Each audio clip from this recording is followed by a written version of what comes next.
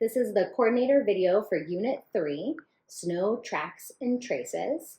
This unit is focusing on kind of two topics. It has a snow focus and a track focus, and the slideshow is especially important for this one because it really helps combine all those ideas. One of the big connections we're trying to make through the different centers during this unit is going to be that animal tracks are often found in the snow, and so many different parts of designs and natures are found in the snow, as well with different things that animals leave behind, like their scat and their skins and other things like that. In the slideshow, there is a snow melt demonstration that you as the coordinator will most likely do. You'll get a clear plastic cup and you'll go outside and fill it with snow. The purpose is to show how much volume of the snow is occupied by air. So you can mark it on the cup where the snow is, and then maybe have the students make some predictions about where they think the water will be as it melts.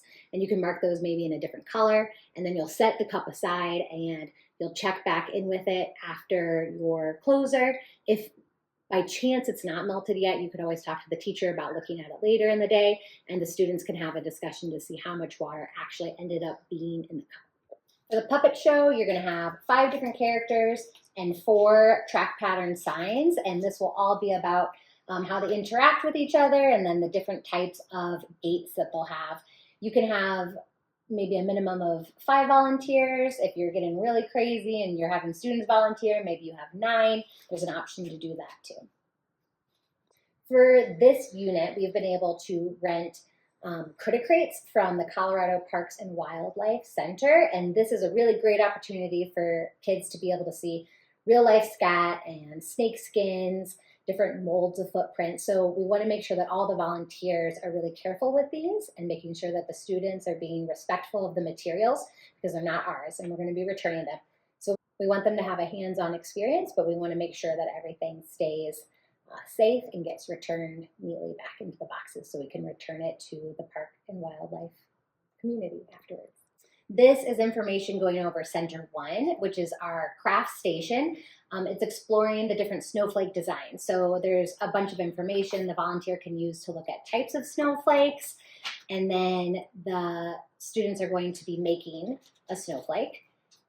You're going to fold it up, cut it in all fun different types of designs. You can use this to find out what snowflake they may be making. You could have them have conversations about how the snowflakes are made differently. If it is snowing, there's a chance for them to go outside for a quick little snow investigation where they'll catch snowflakes on this black paper, and then they can use these microscopes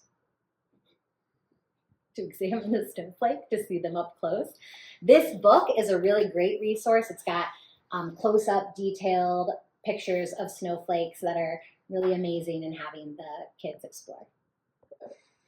For Center 2, the volunteer is going to have the students circle around this large poster. It'll be laminated when it's time, but it has a large selection of different animal prints that the kids can look at and discuss.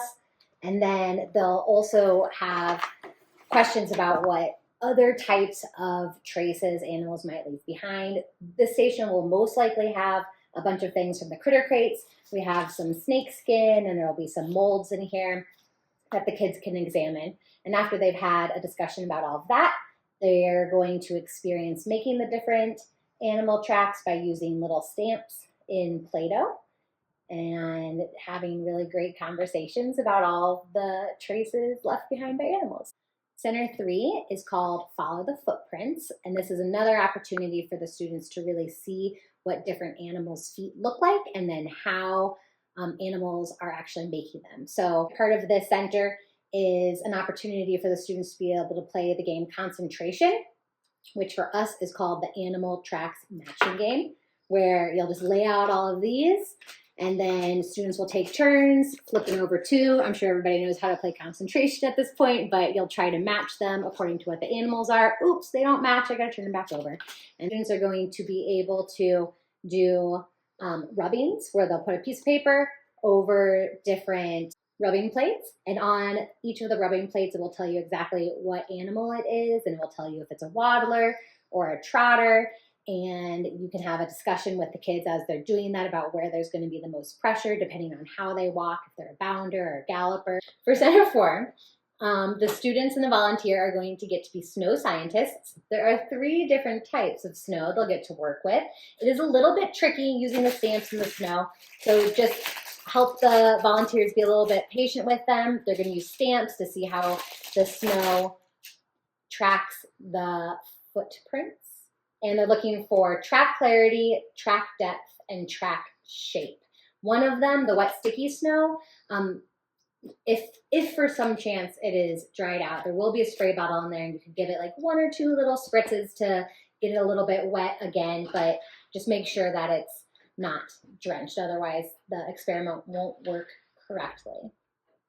Center 5 is going to be our Outdoor Exploration Center meets Game Center.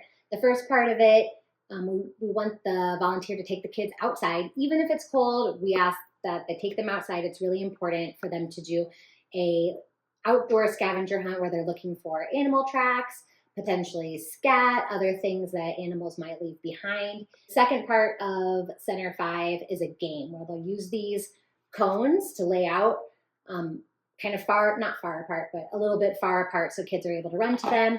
And they're going to have cards that they hold up with an animal on it. And kids are going to guess or predict what type of gait that animal would do. So a galloper, a bounder, walker, trotter, or waddler. If it's really cold and some kids are missing their coats, we have extra coats that are in the elf closet. If it's super cold and they want to try to play this inside, they can. There's just a lot of movement that might go with it, so kind of play it by ear depending on the weather. For the closing, there's always resources that you can use in the slideshow or videos that you can look at. We have a few books. The Snowflake Bentley is about the first man who ever photographed a snowflake, which could be really interesting. You could do a closing circle, sharing what was the most interesting thing kids learned. You also have that cup to look back at and see how much water was from the snow after it melted. That's what I'm trying to say. And just have a quick little discussion about everything they learned and wrap up this unit. Hope you guys had fun.